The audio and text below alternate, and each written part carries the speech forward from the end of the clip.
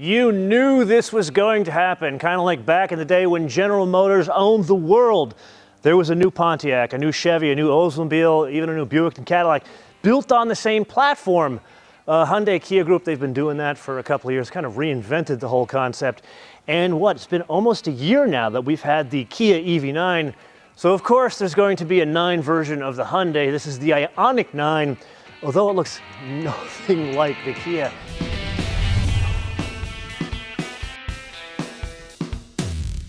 So let's get the name, rank, and serial number out of the way. Yes, it is a large crossover on offer as 2-wheel drive or all-wheel drive.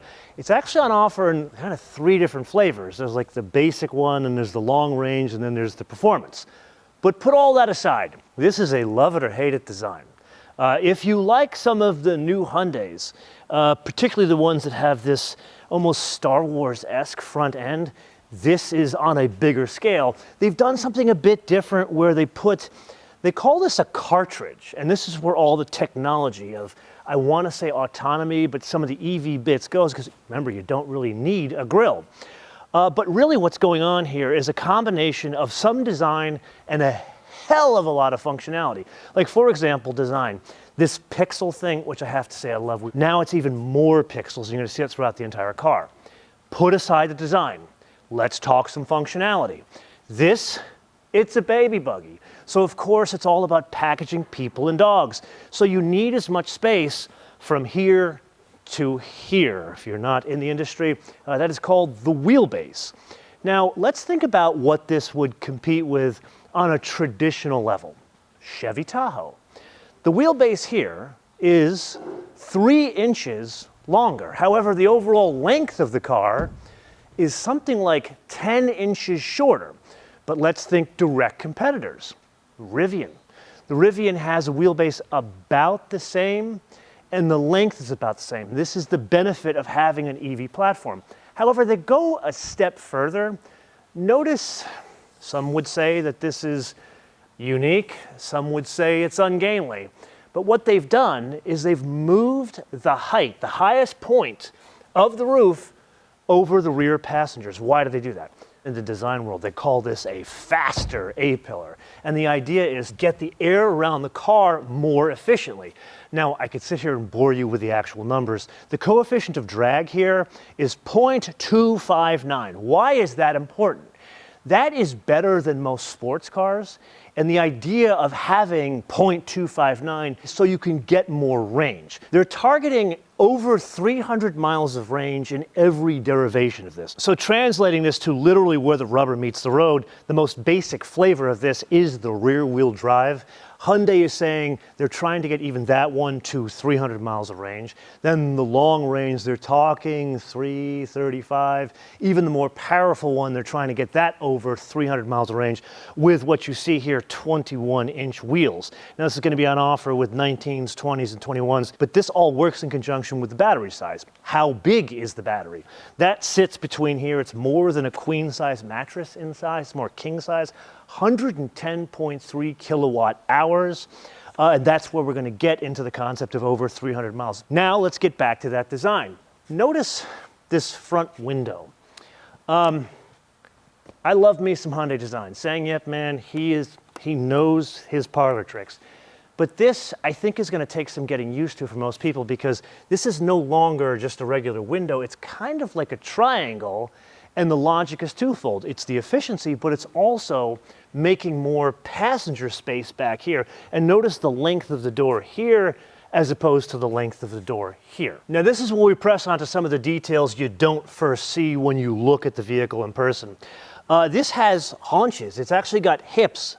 Almost like a 911, it bows out here. Again, the idea is to get the air around the car as efficiently as possible, but this was an idea of making it look different. The opportunity was to make this D-pillar unlike other cars out there. And if you stand back and look at it, now granted I know half my audience is US, but the other half of the audience will kind of know the reference.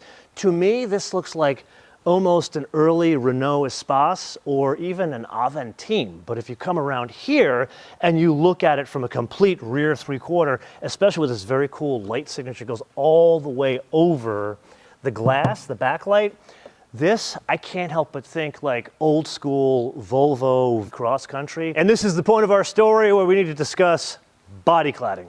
Yeah, there's a little Volvo in this. I wouldn't say any Subaru, but if you think about the history of Volvo station wagons and Subaru station wagons, they're kind of the folks that invented the trick of let's make a station wagon look like an SUV by putting body cladding on it.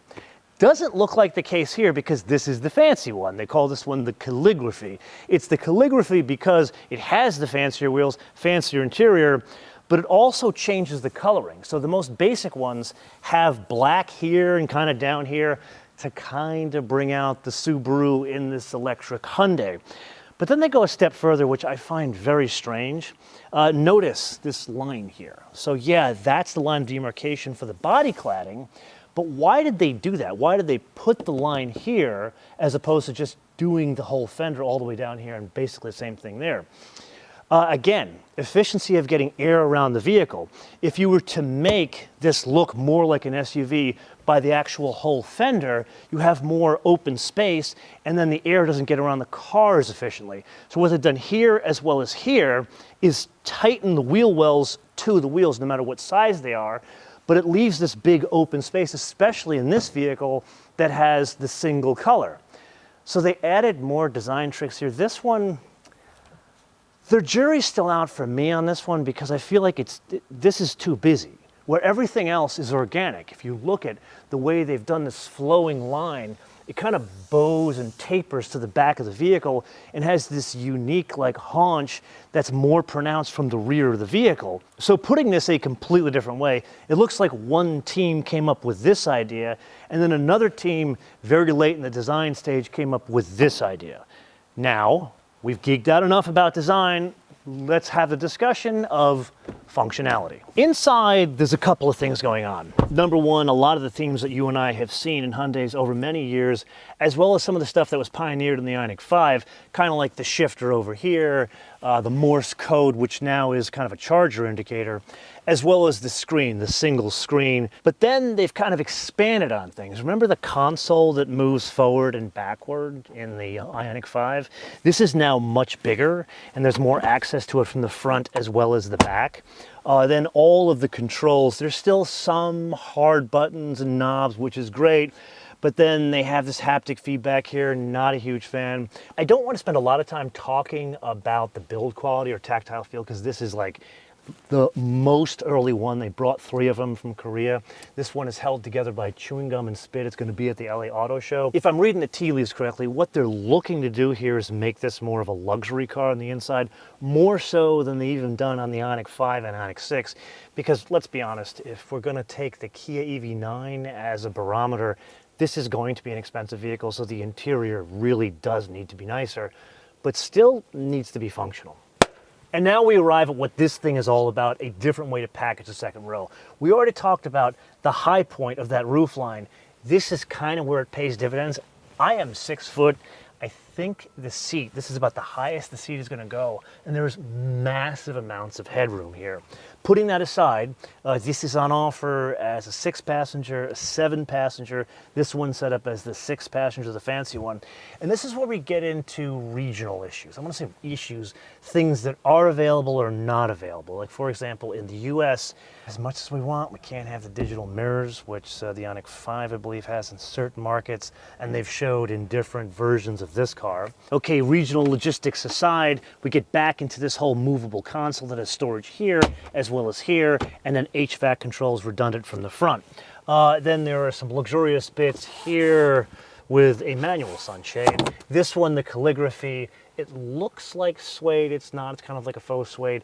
Again, don't want to focus on tactile feel until we see the actual one we're going to drive. But I will say the patterns, this is for the fancy one, the unwashed mass version, probably will have a different looking seat, whether it's 6 or 7 passenger. But overall, for a 6-footer back here, kind of a magnificent place to be.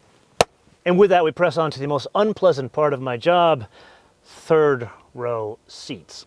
Here it is better than the average Bear, but kind of average when it comes to the electric world, meaning a completely flat floor so you can store your feet. This is where a 6-footer would sit. So there's functionality here, even with a full load of adults. But think about it from the perspective of Rugrats. There's probably more room back here, although anybody you put back here, you're not going to love as much as you love those people here. But looking at this from the perspective of Rugrat, a perfectly pleasant place to be.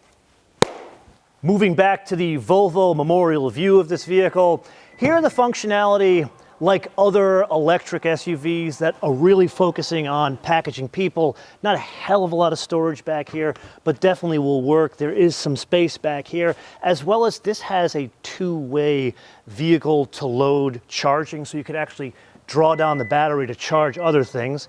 And then, of course, it's an electric vehicle. It does have a frunk. However, it's not what you'd expect. It's kind of like the IONIQ 5. They expressed the measurements in liters, which sounds a lot better than 3 cubic feet. It's a little bit better in the rear-wheel drive model, but overall, you're basically going to put a laptop in there and that's about it. Now, before you and I part ways for the day, a couple of housekeeping bits. Yes, like other Hyundais, this is built on the same 800-volt charging architecture. What does that mean? Faster charging. Think 10 to 80%, 30 minutes under the most ideal circumstances. Yes, much like a Porsche Taycan, the only thing faster would be a Lucid. And then this big departure for Hyundai right out of the gate is going to have a next charging port. That's the Tesla charging port. It will come with an adapter for other existing charging networks. Now, this being from the fastest moving of the more traditional OEMs, they haven't changed the entire form factor, only important bits of it. And this is where we get to the competitive landscape. We're going to find out very quickly if people are going to buy a triangle front window or something this kind of out there, or would they go with something more traditional? Granted, it's still funky looking with the EV9 built on the same platform. Now, in terms of other competitive landscape, this is where we get to numbers. And here, this is not going to be cheap. I think it's going to be just like the EV9, somewhere between $55,000 and $80,000 US, depending on which flavor one goes for. Now, in terms of competitive landscape, that's going to be about the cheapest because there's not a hell of a lot out there in terms of 3-row electric crossovers. Think like Rivians, they start like 75 grand, but you and I both know most of them you see on the road are not 75 grand. Then there's the Volvo, the EX90. I would highly suggest you check out that episode. That is not a really competitive vehicle, and it's more expensive. It's like $80,000 to $90,000. Now here, you and I could debate that outliers exist in this specific competitive set because it's so small. Things like the Volkswagen ID.Buzz seats the same amount of people, just a completely different form factor. Or on the other end of the spectrum, and probably more than double the price, the coming EV Escalade. Which brings us to the wish list, and surprise of surprises, it's all about the money. These, we've said many times in this episode, are going to be expensive no matter where they come from. But here they're trying something in that they're going to make it in the US, specifically in the great state of Georgia. And the idea is to qualify for rebates, incentives, that kind of stuff. But those, very few people get them because they're hard to qualify for based on your tax structure. So put all of that aside, some unsolicited advice to Hyundai and anybody else that's trying to bring a car like this out. 55 to 80, that's a lot of money, especially for an affordable family car. I'm thinking the first number needs to be a 4. Now, yes, I am well aware that is a huge ask, especially considering the cost to manufacture one of these as opposed to something similar size, but propelled by an internal combustion engine. If you look at the volume cars, the crossovers that really do sell, the transaction prices are between $40,000 and $50,000, and that's still a lot of money for a car because the average transaction price has gone down from 50 to 48, and I would argue by the time we get into 2025, when this thing hits the roads, probably even less. But I am one man, and this is the point of the episode. I turn around to you guys to opine in the comments below or via our social media, MotoMan TV all one word, MotoMan TV all one word, Facebook, Twitter, and Instagram. And with that, if you haven't seen our Kia EV9 episode, click here for a refresher.